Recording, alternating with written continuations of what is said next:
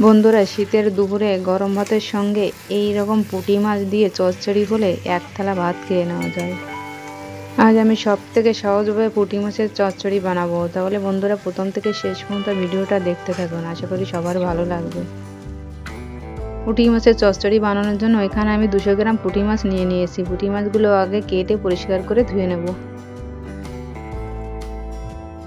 মাছগুলো এবার ভালো করে মেখে নেব। পরিমাণ মতো লবণ, হলুদ, কেটে রাখা আলু, কেটে রাখা পাকা টমেটো আর কেটে রাখা কাঁচা টমেটো দিয়ে দেবো। পেঁয়াজ কুচি, জিরে ধনে বাটা আর শুকনো লঙ্কা বাটা দিয়ে দেবো।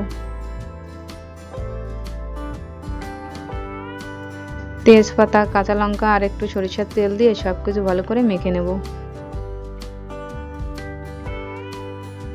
বন্ধুরা, পুঁটি মাছের চচ্চড়ির রেসিপিটা যদি ভালো লাগে লাইক করবেন, শেয়ার করবেন, আর যারা এখনও পর্যন্ত আমার চ্যানেলটি সাবস্ক্রাইব করেননি তারা সাবস্ক্রাইব করে আমার পাশে থাকবেন।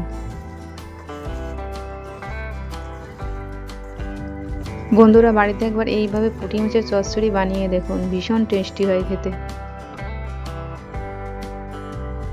সব কিছু ভালো করে মেখে নিয়েছি, এবার কড়াইতে ঢেলে দেবো।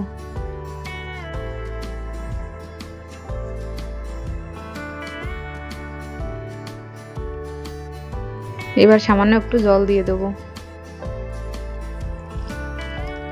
এবার গ্যাসের পাওয়ার লো করে দিয়ে 10 মিনিটের মতো ঢেকে রাখবো।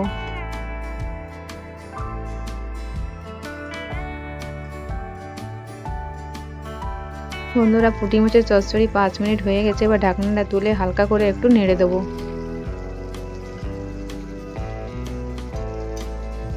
বন্ধুরা, পুঁটি মাছের তেল ঝালের রেসিপি যদি দেখতে চান ডেসক্রিপশানে লিঙ্ক দেওয়া রইল, ওখান থেকে দেখে নিতে পারেন।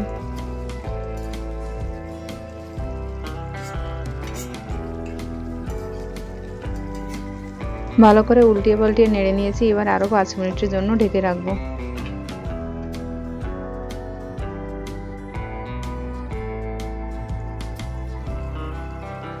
বন্ধুরা, পুঁটি মাছের চচ্চড়ি প্রায় হয়ে এসেছে, আর একটু ফুটিয়ে নামিয়ে নেব।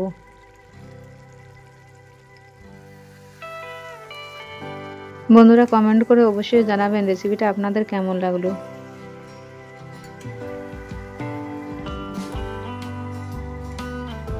পুঁটি মাছের চচ্চড়ি হয়ে গেছে, এবার নামিয়ে নেব।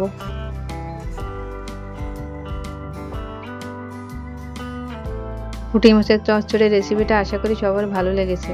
সবাই ভালো থাকবেন, সুস্থ থাকবেন। পুরো ভিডিওটা দেখার জন্য সবাইকে অনেক অনেক ধন্যবাদ।